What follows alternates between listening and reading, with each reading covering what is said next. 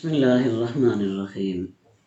اللہم صلی علی سیدنا و مولانا محمد وعلی آل سیدنا و مولانا محمد و اصحاب سیدنا و مولانا محمد مبارک وسلم وصلی علیہ۔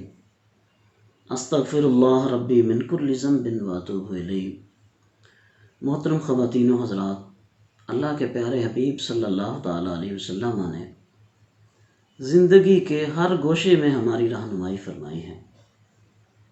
کوئی ایسا زاویہ نہیں ہے کہ جہاں ہمیں رسول کریم صلی اللہ علیہ وسلم کی تعلیمات کی روشنی نہ ملتی ہو، لیکن ہماری بدقسمتی ہے کہ اللہ کے پیارے حبیب صلی اللہ علیہ وسلم کی تعلیمات کو چھوڑ کر ہم ادھر ادھر ٹامک ٹوئیاں مارتے پھر رہے ہیں۔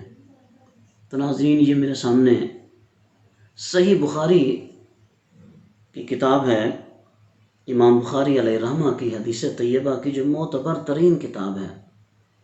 قرآن کریم کے بعد جس کتاب پہ سب سے زیادہ اعتماد کیا جاتا ہے، اس کی حدیث نمبر ہے 6229۔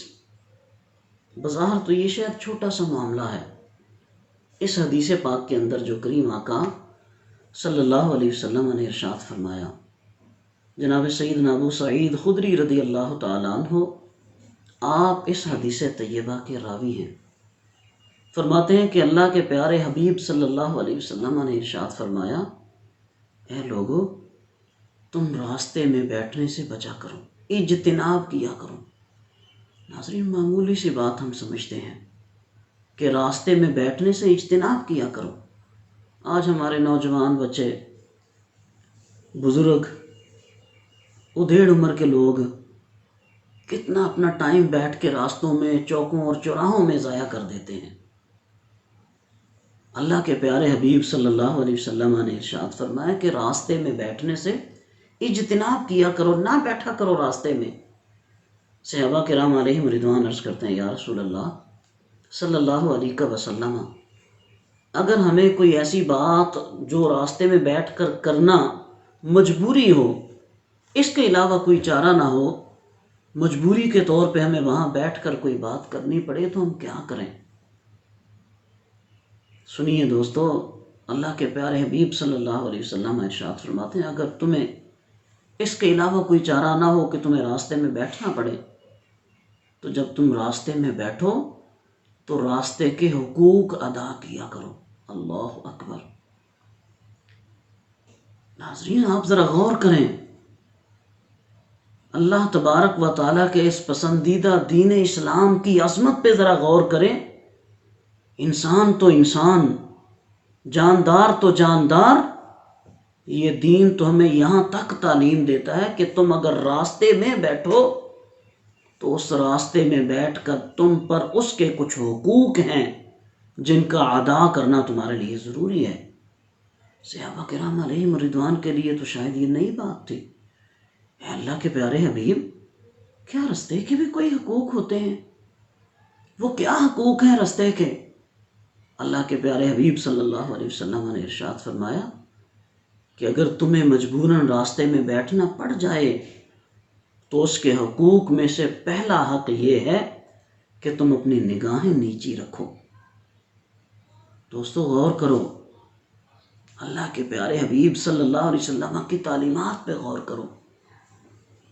آج ہمارے نوجوان راستے میں بیٹھتے ہیں، جہاں تک ان کی نظر جاتی ہے آنے جانے والے کو دیکھتے ہیں اور پھر اس پہ اپنے تبصرے کرتے ہیں، غیبت کرتے ہیں، اپنی طرف سے باتیں بنا کے اس کی طرف منسوب کرتے ہیں۔ تو آپ نے پہلا حق یہ ارشاد فرمایا، یہ راستے کا تم پر حق ہے کہ اپنی نگاہیں نیچی کرو۔ اگر مجبوراً بیٹھ جاؤ تو نظریں اٹھا کے آتے جاتے کسی کو دیکھو نا، بد نگاہی نہ کرو، کسی پہ نظر نہ ڈالو۔ اور دوسرا حق آپ نے ارشاد فرمایا کہ اگر اس راستے میں کوئی تکلیف دہ چیز ہے تو اس کو وہاں سے ہٹا دیا کرو۔ راستے کو تم دوسروں کے لیے سکون کا باعث بنا دو۔ مبادا کہ وہاں کسی گزرنے والے کو کوئی تکلیف دہ چیز، کوئی اذیت دے دے، کوئی بھی تکلیف دہ چیز ہے راستے میں، تو دوستو آج تو ہم کوڑا کرکٹ اٹھا کے راستے میں پھینک دیتے ہیں، اپنے گھر کا سارا گند اٹھا کے راستے میں پھینک دیتے ہیں۔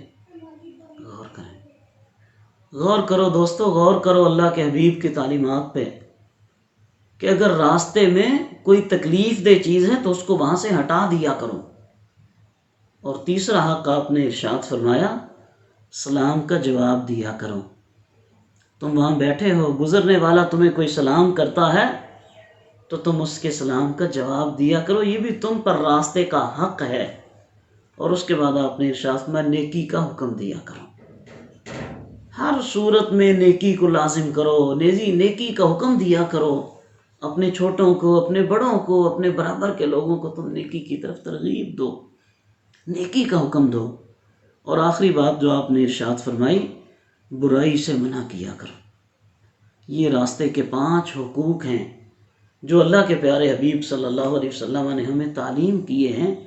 اگر آج ہم ان حقوق پہ عمل کر لیں تو میرے دوستو، ہمارے معاشرے میں بہت ساری خرابیوں کی جڑ ختم ہو جاتی ہے، امن اور سکون ہو جاتا ہے۔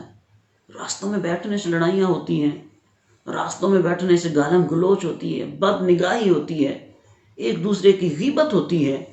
تو اگر ہم اللہ کے پیارے حبیب صلی اللہ علیہ وسلم کی تعلیمات کو جان لیں، ہم ان ساری خرابیوں سے بچ سکتے ہیں۔